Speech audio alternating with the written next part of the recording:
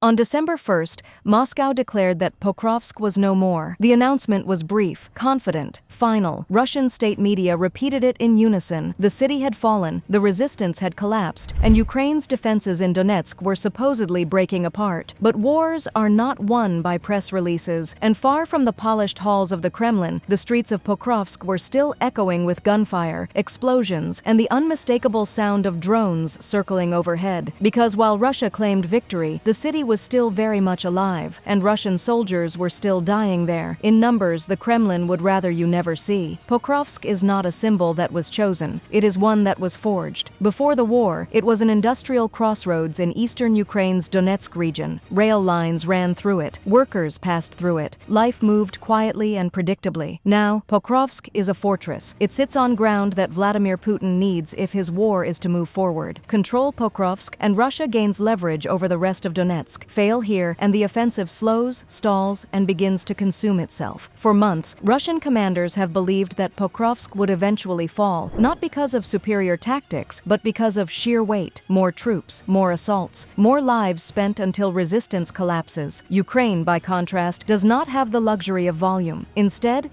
it has turned Pokrovsk into a trap. A city where every road is watched, every approach mapped, and every assault punished. A place where Russian numerical advantage evaporates the moment boots touch the ground. By the time Russia announced Pokrovsk's capture on December 1st, the battle had already settled into something darker, a war of attrition defined by repetition. Attack, fail, regroup, attack again. More than a week later, that cycle was still playing out. Ukrainian defenders continued to fight with the same intensity they had shown at the height of the battle. There was no collapse, no withdrawal, no sign that the city was slipping from their hands. Instead, Ukraine had reshaped Pokrovsk itself. Anti-tank ditches crisscrossed the outskirts, streets were funnel points, open ground became death zones. Every Russian movement triggered a response, often before soldiers even realized they had been spotted. December 10th revealed just how little Russia understood what it was walking into. That morning, thick fog rolled across the Pokrovsk sector. Damp air clung to ruined buildings. Mud slowed vehicles and swallowed boots. Visibility dropped to a fraction of its usual range. To Russian planners, it looked like opportunity. Mechanized assault units were ordered forward. Armored vehicles, trucks, motorcycles, columns pushed from the south toward the northern part of the city, hoping to exploit the weather and overwhelm Ukrainian defenses before drones could react. But Ukraine had already adjusted. The 7th Rapid Response Corps of the Ukrainian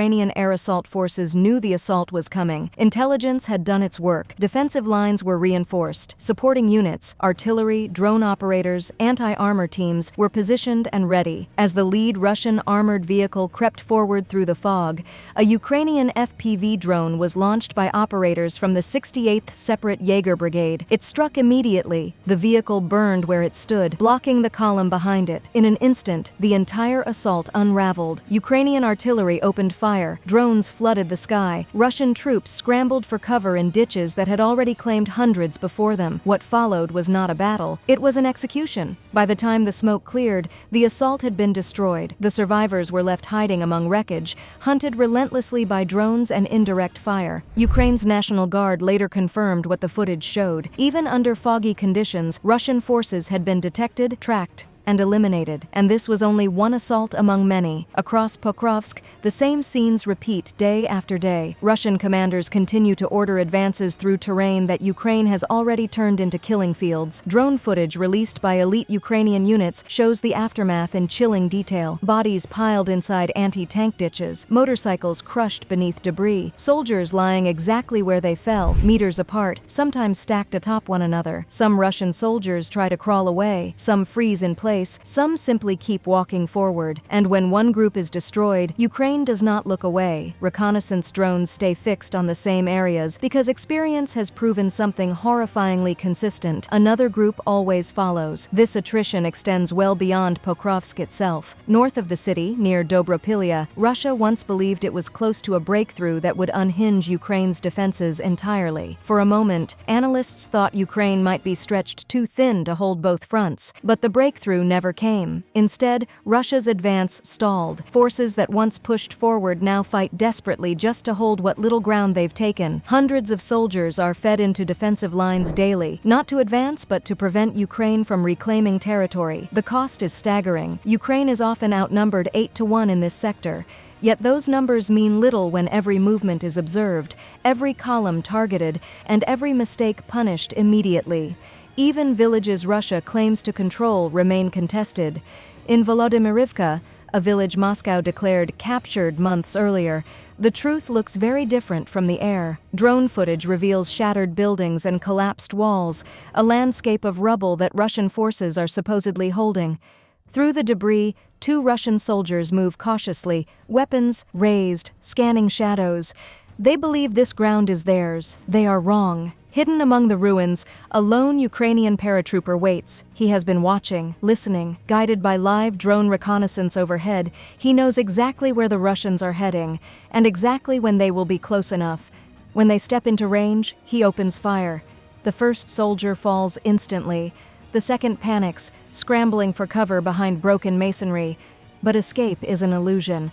The paratrooper moves with precision, advancing through debris as the drone above feeds him every movement. Seconds later, the second Russian soldier is down as well, an assault commander eliminated in a place his own side claimed to control. Scenes like this unfold dozens of times every day around Pokrovsk.